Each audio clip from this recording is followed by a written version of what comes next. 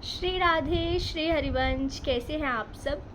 तो आज हम जो कथा पढ़ने जा रहे हैं वो है इस सृष्टि के पहले मनुष्य की कथा, जो थे स्वयंभू मनु और उनकी पत्नी शत्रुपा, जिन्होंने इस पूरी सृष्टि में मनुष्यों की जो है रचना की और सारी जगह मनुष्य फैल गए।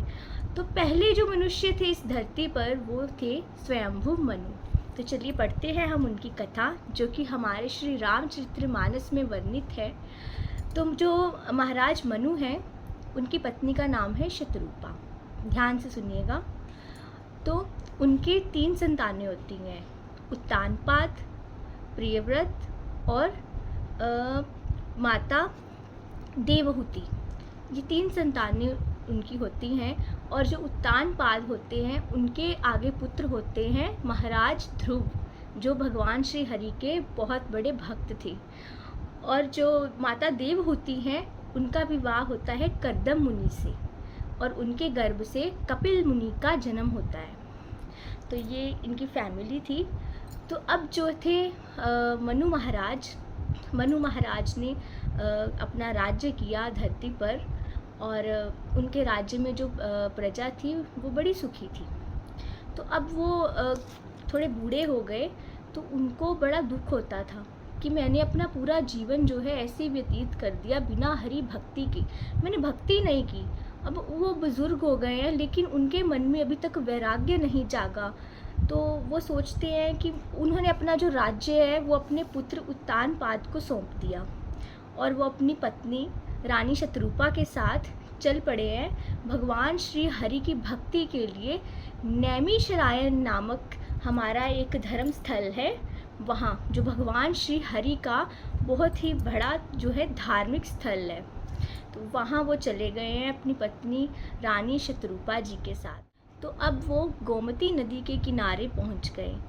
वो दोनों ऐसे लग रहे थे जैसे मानो ज्ञान और भक्ति ने जो है रूप धारण कर लिया और मनुष्यों का, और वो जा रहे हैं। वो इतने प्रसन्न थे कि हम भगवान हरि की भक्ति करने जा रहे हैं। तो जब वो गोमती नदी के किनारे पर पहुंचते हैं तो वहाँ पर उनको देखकर ना बाकी के साधुजन आ जाते हैं। वहाँ पर बहुत सिद्ध साधु मुनि सब रहते थे, तो वहाँ आ जाते हैं और उनको वो वहाँ पर जो भी उनके धार्मिक स्थल थे सबका बारी बारी से दर्शन करवाते हैं। और फिर महाराज मनु और रानी शत्रुपा उनके जैसे ही जो है सादे वस्त्र धारण कर लेते हैं और उनके साथ मिलकर ही जो संतों की सभा होती थी रोज़, वहाँ पर पुराणों का उच्चारण करते थे। और उनका मन इतना लग गया था भगवान की भक्ति में, वो बड़ी खुशी खुशी भगवान श्री हरि के चरणों में उनकी प्रीति लग गई और वो भक्ति कर रहे थे। और वो ओम नमः भगवते वासुदेवाय नमः इस मंत्र का बड़ी प्रीति के साथ उच्चारण करते थे, बस ये सोचकर कि एक दिन जो है वो भगवान उनको दर्शन देंगे, जो निर्गुण है, जो जिनका कोई अंत नहीं है, जो अनंत है, तो वो भगवान हमें एक दिन दर्शन ज़रूर देंगे। तो ये सोचकर वो बड़े मन लगाकर भक्ति करते। तो वो इतना तप करते, वो कहते कि जिन प्रभु ने ब्रह्मा, हरि और महेश को उत्पन्न किया है, मुझे उन निर्गुण निराकार प्रभु के दर्शन करने हैं। जब तक वो नहीं आते तब तक हम तपस्या करते रहेंगे। और उनकी तपस्या दिन ब दिन बढ़ती गई। इतनी तपस्या वो करते थे कि उन्होंने 6000 वर्षों तक वो जल के आधार पर जीवित रहे। और उसके बाद उन्होंने 7000 वर्षों तक सिर्फ वायु पर वो जिंदा रहे। और उसके बाद 10,000 वर्षों तक उन्होंने जल, वायु सब कुछ त्याग दिया। और महाराज मनु और रानी शत्रुपा दोनों अपने एक पैर पर खड़े होकर तप करने लगे। तो इतने वर्षों तक वो अपने एक पैर पर खड़े रहे कि वहाँ भगवान श्री हरि, ब्रह्मा जी और शंकर जी सभी वहाँ पर आ गए और उन्होंने उनको बड़ी तरह से लुभाया कि आप हमसे कोई वर मांगिए, हम खुश हैं आपकी भक्ति से। लेकिन महाराज मनु और रानी शत्रुपा, उनकी भक्ति जो थी वो अडिग थी। उन्होंने कहा नहीं, जब तक वो भगवान हमारे सामने नहीं आते जो इस पूरी सृष्टि के पालन करता है, तब तक हम ऐसे ही खड़े रहेंगे। तो जो महाराज मनु हैं और रानी शत्रुपा ऐसे ही एक पैर पर खड़े रहे, और उनके इतने वर्षों तक वो वहाँ खड़े रहे कि उनके शरीर में सिर्फ हड्डियाँ रह गई थी। देखो, कुछ खाए बिना, कुछ पिए बिना शरीर में सिर्फ हड्डियाँ रह गई, मांस उतर चुका था शरीर से। तो उसी समय भगवान उनसे प्रसन्न हुए और भगवान ने उनको दर्शन दिए। वहाँ भगवान प्रकट हो गए। भगवान का रूप देखकर उनके रोंगटे खड़े हो गए। इतने सुंदर भगवान, इतने तीखे तीखे उनके नेत्र, इतने प्यारे होठ, इतने सुंदर उनके कपोल, इतने सुंदर बाल, इतना सुंदर उन्होंने रूप देखा भगवान का कि बस वो देखते रह गए। और अब तो उनमें कोई है ही नहीं, बचा ही नहीं कि अब वो भगवान से कुछ मांगें। बस वो यही चाहते थे कि हमें एक बार भगवान के दर्शन हो जाए। अब उनको भगवान के दर्शन हो गए तो वो सोच रहे हैं अब तो हमारे पास कुछ बचा ही नहीं कि हम भगवान से कुछ मांगें। तो भगवान वहाँ प्रकट हुए। तो भगवान ने कहा कि मैं आपकी ये जो आपने तपस्या की है इससे मैं बहुत ज़्यादा प्रसन्न हूँ, तो आप मुझसे कोई वरदान मांगो। तो तब जो मनु महाराज थे उन्होंने कहा, प्रभु मैंने आपके दर्शन कर लिए, इसके अलावा तो मेरे पास कुछ बचा ही नहीं आपसे मांगने के लिए। देखो, उनका शरीर बिल्कुल ख़त्म हो चुका है, मांस निकल चुका है, सिर्फ हड्डियां रह गई हैं। लेकिन जैसे ही भगवान प्रकट हुए तो उनको पता ही नहीं चला, वो इतने ज़्यादा भगवान में खो गए उनको देखने में कि उनको पता ही नहीं चला कि कब उनका शरीर पहले जैसा भर गया है, मांस वापस आ गया है, वो फिर से जवान दिखने लग गए, इतने सुंदर दिखने लग गए हैं। उनका अपने शरीर की तरफ तो कोई ध्यान ही नहीं गया, उनका ध्यान सिर्फ भगवान में अटका हुआ है कि भगवान इतने सुंदर है। वो उनको ही देखते जा रहे हैं, उनके पैरों की तरफ, उनके हाथों की तरफ। उनको इतना प्रेम हो गया भगवान से। तो भगवान कहते हैं तुम कुछ मांगो, मैं बहुत खुश हूँ तुम्हारी तपस्या से। तो अब महाराज मनु कहते हैं हिचकिचाते हुए, पहले तो वो सोचते हैं मैं क्या मांगूँ आपसे, अब मुझे आप मिल गए, मुझे सब कुछ मिल गया।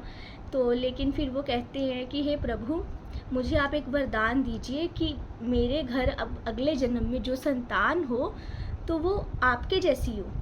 आप इतने सुंदर, इतने कृपालु हो, तो मेरी संतान आपके जैसी हो। तो भगवान कहते हैं कि अब मेरे जैसी संतान मैं कहाँ से लाऊं? तो मैं तुम्हें वादा करता हूँ कि अगले जन्म में मैं ही खुद तुम्हारी संतान बनकर आऊँगा। तो ये वाक्य सुनकर तो वो मतलब इतने खुश, उनकी खुशी का कोई ठिकाना ही नहीं है, उनके आंसू बहते जा रहे हैं। भगवान के चरणों में उनका इतनी प्रीति है कि उनको कुछ समझ ही नहीं आ रहा ये सब क्या हो रहा है। तो अब वो रानी शत्रुपा से भी पूछते हैं कि रानी आप भी बताइए कि आपके मन में कोई अगर कुछ आपने मांगना हो तो आप मुझे बताइए। तो रानी शत्रुपा कहती है कि जो मैंने आपसे मांगना था वो तो मेरे स्वामी ने मांग लिया, तो आप हमारे घर पर जो है संतान बनकर आइए, इससे ज़्यादा हमें कुछ नहीं चाहिए। तो भगवान जो है उनको वचन देते हैं कि अगले जन्म में आप राजा दशरथ बनोगे और मैं राम बनकर आपके घर में जन्म लूँगा और रानी शत्रुपा कौशल्या माता बनेंगी।